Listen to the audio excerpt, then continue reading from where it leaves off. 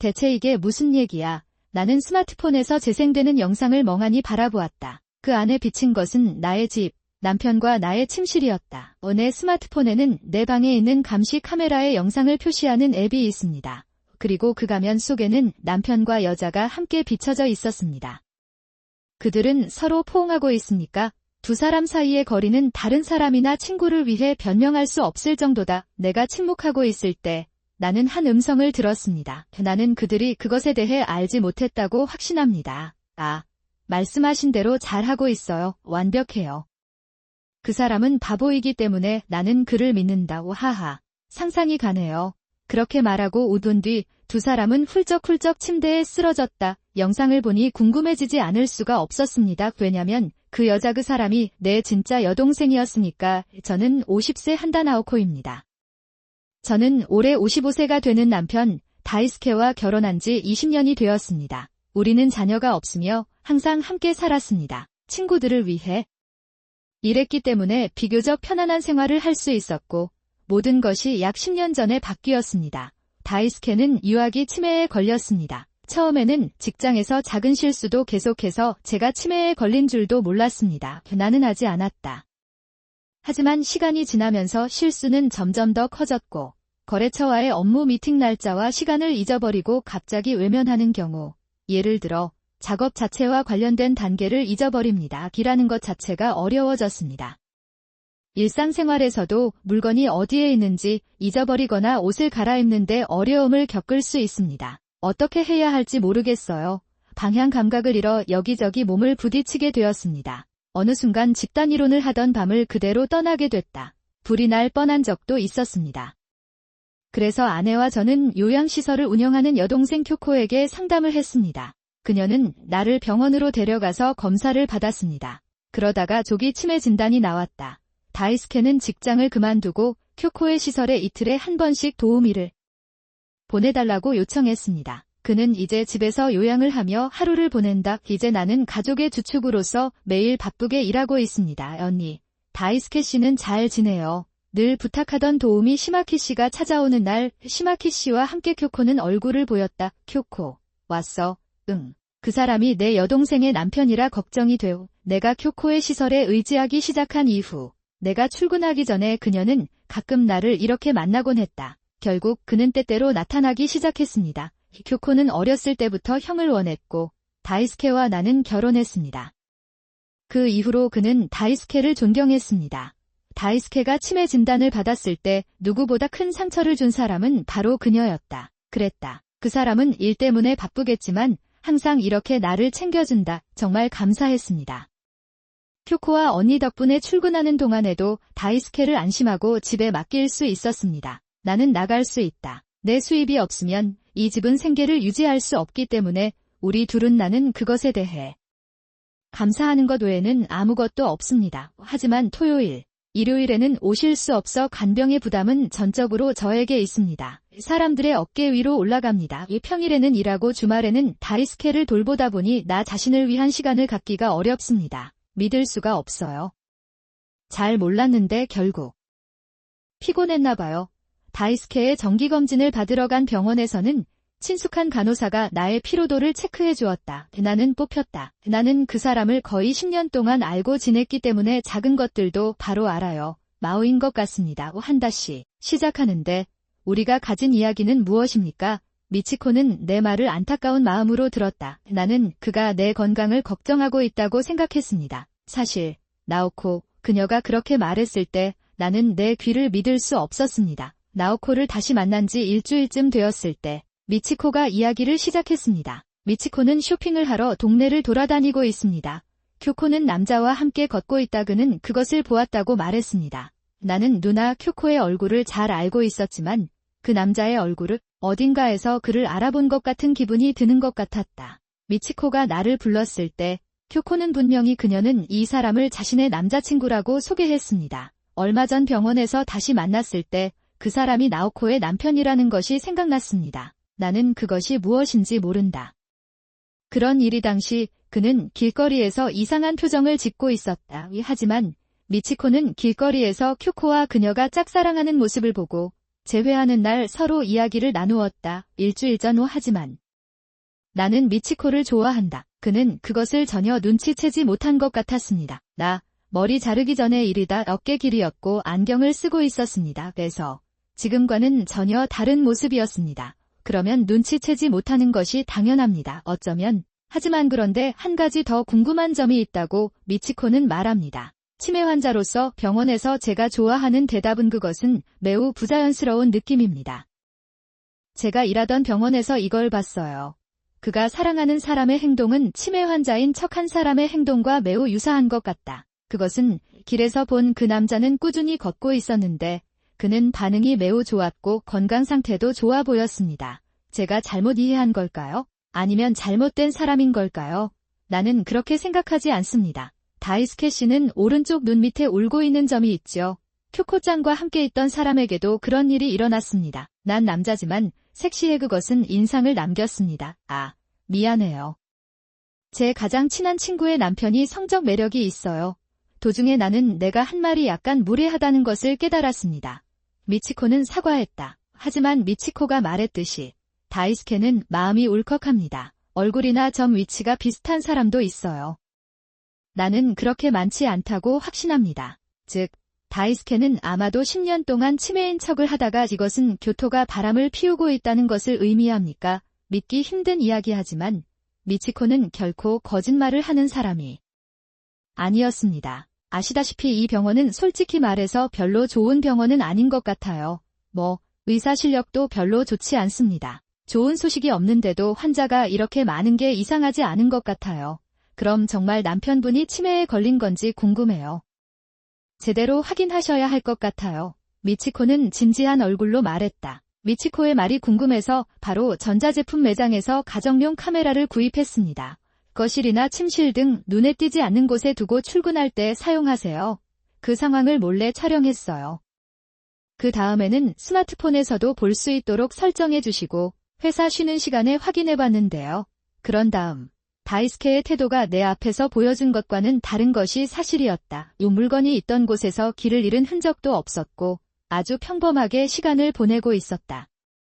게다가 개호를 의뢰하고 있던 시마키 씨가 오자 그녀가 다이스케를 돌보는 장면은 없었습니다. 게다가 제가 없는 동안 그리고 쿄코가 우리 집에 자주 찾아온다는 것도 알게 됐어요. 더욱이 녹화된 영상에는 두 사람의 대화가 선명하게 담겨 있다. 치매에 걸린 척하면 언니가 못 알아챌 거예요. 아, 쿄코가 말한 대로 하고 있어요. 나는 종종 날짜나 물건이 어디에 있는지 모르는 척한다 일이다. 글을 못 쓰는 척하다가 한밤중에 보니 나딘 줄 알았어요. 밖으로 나가보는 것도 좋을 것 같아요. 언니는 믿을 만한 사람이에요. 알아내기가 점점 더 어려워질 것 같아요. 시마키 씨는 괜찮아요. 그 사람이 알아줄까? 아, 그 사람 괜찮은데 그 사람 벌칙한 돈이 조금 있고 돈이 필요하기 때문이다. 월급 좀 더 주고 조용히 해줄게요. 그 말을 하고 우리는 둘 다 웃었다. 그 후 시시덕거리는 동안 그들은 침실로 향한다. 영상을 보니 덱 플레이를 할 수밖에 없었습니다. 내가 믿었던 여동생과 그녀의 남편이 나를 피해 숨어 있었습니다. 나는 그가 이런 일을 계획하고 있다고 믿고 싶지 않았습니다. 그러나 이미지에 세심한 주의를 기울이십시오. 증거가 남아 있습니다. 나는 아무것도 할 수 없다는 사실에 직면했습니다. 우하.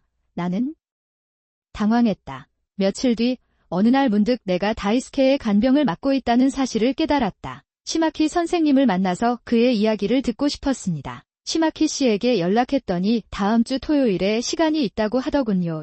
그것은 나에게 주어졌습니다. 나는 그녀의 아파트를 방문하여 그녀에게 영상을 보라고 요청했습니다. 그러자 그녀는 생각에 잠긴 듯한 표정을 지었다. 그는 눈물을 글썽이며 나에게 사과했다. 여기 보이는 것이 진실입니다. 저는 아내를 속이고 정말 죄송합니다. 그녀는 아무런 자격도 없었고 최종 일자리를 찾는데 어려움을 겪고 있었습니다. 그는 파격적인 조건에 고용되었고 그가 할 수 있는 일은 쿄코가 시키는 대로 하는 것뿐이었다. 나는 나 자신을 비난했다. 쿄코는 영상에서 말했듯이 아이를 키우는 미혼 여성이다. 왜냐면 나는 돈이 필요했습니다. 그러나 남을 속이는 짐을 지고 있는 사람은 바로 나다. 이 사실 때문에 그녀의 마음은 죄책감으로 가득 차 있었습니다. 그 죄책감 덕분에 나는 그녀의 간증을 얻을 수 있었다. 그녀는 또한 영수증, 1일 업무보고서 사본, 일기장을 나에게 맡겼습니다. 그랬다. 인간으로서 아무리 돈이 필요해도 나는 하지 말아야 할 일을 하고 있었습니다. 정말 죄송해요. 그녀는 말했다. 그는 고개를 숙였다. 시마키 씨가 제공한 증거와 증언에 더해 증거를 수집하기로 했습니다. 여러 관계자를 방문하여 그들의 이야기를 듣고 변호사에게 상담을 받았습니다. 나는 다이스케와 쿄코의 불륜 현장에 개입하기로 결정했다. 어느 평일, 평소처럼 출근하는 척을 하다가 집 근처에서 기다리고 있어요. 쿄코가 집에 왔고 두 사람은 아마도 즐거운 시간을 보내고 있었을 것입니다. 나는 예상대로 집으로 달려갔다. 현장은 진압돼 탈출도 불가능했고 당황한 두 사람 앞에서 왜냐하면 나는 이미 모든 것을 알고 있기 때문이다. 하나츠가 차갑게 말했다. 다이스케, 중요한 일을 망친 것 같군. 너 창밖으로 쫓겨나고 일에 지쳤나요? 나는 그것들을 기빙고의 창밖으로 던졌고 그 다음에는 기빙고 창밖으로 던졌습니다. 사람들의 옷. 그는 쿄코의 가방을 밖으로 던지고 창문을 닫았다. 그 후 두 사람은 여기로 갖다 열어주세요. 창문을 두드리며 내 말 좀 들어보세요라고 말했지만 차가 멈췄습니다. 나는 열개를 닫고 총을 주었습니다. 그래도 그 사람이 계속해서 창문을 두드리는 것 같아서 시끄러워서 신고하지 않았으면 좋겠어요. 그러다 갑자기 사라져 내가 그를 다인에게 데려다 주었을 때 그는 갑자기 조용해졌습니다. 그 후 며칠 동안 그는 우리 집에 여러 번 찾아와 다인에게 메시지를 보냈다. 걱정이 되더라고요. 그래서 너무 짜증이 나서 집을 내놓고 비클리 맨션으로 이사를 갔습니다. 그랬다. 사실 다이스케가 치매 진단을 받았을 때 공동 소유였던 집을 제가 직접 인수하게 되었습니다. 다른 사람 이름으로 바꿨어요. 은퇴한 다이스케는 더 이상 대출금을 갚을 능력이 없어 치매 환자가 됐다. 의사에게 결정권이 있는 경우 만약 무슨 일이 생기면 번거로울 것 같아 미리 바꿔봤습니다. 생각보다 비싼 값에 집을 팔 수 있어서 몰래 돈을 모아왔습니다. 제가 저축한 돈과 함께 나는 아파트를 샀다. 이런 상황이 일어날 거라고는 예상하지 못했습니다. 무엇? 그 당시 나는 좋은 직업을 가졌습니다. 그리고 다이스케와 이혼했어요. 또한 다이스케와 쿄코가 나에게 많은 의료비를 청구하도록 했습니다. 다이스케가 지불 능력이 있는지 여부는 중요하지 않습니다. 이건 너희 둘을 위한 거야. 그는 바로 그렇게 했습니다. 나는 결코 당신을 용서하지 않을 것이며 결코 당신을 잊지 않을 것입니다. 의향을 밝힌 글입니다. 다음은 제가 다양한 사람들로부터 들은 내용을 요약한 것입니다. 이 다이스케가 나와 이혼한 후 그는 쿄코와 재혼하여 그녀의 집에 살고 있다. 그러나 그것은 잘 진행되지 않았습니다. 분명히 그렇지 않습니다. 그것은 단지 나의 상상일 뿐이지만 다이스케와 쿄코가 바람을 피우고 있다는 특별한 느낌에 흥분되었습니다. 내 생각에 그는 단지 그것에 대해 생각하고 있었던 것 같습니다. 결혼하면 연인 같은 관계는 가질 수 없어요. 좋은지 나쁜지 함께 시간을 보내면 뭔가를 발견하게 될 거라고 확신해요. 이렇게 우리는 보는 것을 서로 받아들이고 인정하기도 하고 때로는 포기하기도 합니다. 못 본 척 해야 할 상황이 된다. 그러나 불륜으로 들뜬 분위기의 연장선으로 재혼을 한 두 사람에게는 힘든 일이었다. 나는 그것이 사실이라고 추측한다. 그리고 헤어지기로 결정하더라도 우리 둘 다 양심이 높습니다. 나는 해냈다. 다이스케와 내가 살았던 집은 이미 팔렸습니다. 다이스케는 이제 돌아갈 곳이 없다에 서로 의지할 가족도 없고 달려갈 곳도 없는 두 사람은 함께 뭔가를 하게 된다. 왜냐하면 오직 하나뿐이기 때문입니다. 글쎄. 나는 진실이 무엇인지 상관하지 않습니다. 글쎄요. 그래도 좀 거친 것 같아요. 또한 시마키 씨의 고발로 인해 케이코 시설의 허가가 취소되고 폐쇄되었습니다. 사업을 시작했을 때 나는 은행에서 대출받은 돈을 갚을 만큼의 이익을 얻었습니다. 그는 거기에 없었던 것 같습니다. 즉, 케이코는 의사의 진료비를 지불하는 것 외에도 상당한 빚을 지고 있었습니다. 아마 언니의 남편을 유혹한 언니에게는 충분한 보상이 될 것 같아요. 사건을 계기로 오진을 내린 노부 박사가 운영하는 병원은 미치코가 아닌 다른 환자들을 치료하기로 결정했다. 직원들도 잇따라 직장을 그만뒀고 분명히 사업은 관리할 수 없게 되었고 파산하게 되었습니다. 아무래도 좋지 않은 것 같군요로부터 요청을 받으면 다이스케처럼 가짜 진단서를 제공하고 그 대가로 환자를 우리에게 소개합니다. 있었던 것 같습니다. 제대로 된 실력도 없고 나쁜 소문도 듣지 못했는데도 환자가 많아요. 이것 뒤에는 진실이 있었습니다. 전쟁이 밝혀지고 나서 형편없는 의사들도 있었을 거라 생각했는데 내 여동생이 뭐라고 하는데 그의 동료가 나에게 이렇게 말했습니다. 다이스케는 앞으로 이 회사에 남더라도 더 이상 아무것도 할 수 없을 것이다. 아내가 돈을 잘 벌기 때문에 직장을 그만두고 그냥 즐겁게 지내고 싶습니다. 분명히 그는 동료와 이야기하고 있었던 것 같습니다. 무심하게 말하는 내 모습을 보고 다이스케는 초조한 듯 화를 내기 시작했다. 나를 초대한 것은 내가 아니라 쿄코였습니다. 내가 해야 할 일은 치매에 걸린 척하고 나코에게 나를 돌봐달라고 부탁하는 것뿐이다. 쿄코는 일을 하는 동안 나코를 원하는 만큼 볼 수 있다고 말합니다. 시마키 씨는 알리바이를 만들기 위해 쿄코에게도 고용되었습니다. 마치 불을 지른 사람이 쿄코이고 그것은 그녀의 잘못이 아닌 것 같습니다. 다이스케의 말에 쿄코는 히스테리가 되어 난폭한 행동을 하기 시작했다. 결국 다이스케 씨도 그 계획에 동조했을 뿐입니다. 지금 스스로 책임을 회피하는 것은 비겁한 일이다.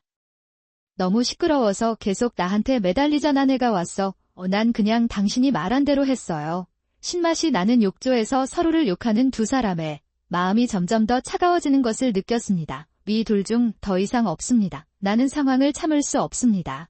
이제 괜찮아요. 둘 다 나가. 군의관이 말하는 대로 하세요. 나 역시 그것을 가볍게 여긴 것에 대해 죄책감을 느꼈다. 미치코는 말합니다. 제가 성격이 너무 착해서 남의 말을 너무 많이 믿는 것 같아요. 저는 사람을 의심하는 걸 별로 좋아하지 않지만 앞으로는 사람들의 이야기를 좀 더 면밀히 살펴보고 제 자신을 발전시키려고 노력하겠습니다. 잘 생각해봐야겠네요. 반성하는 날들입니다. 미치코는 지금 옆 동네의 큰 종합병원에 있다. 재취업한 것 같습니다.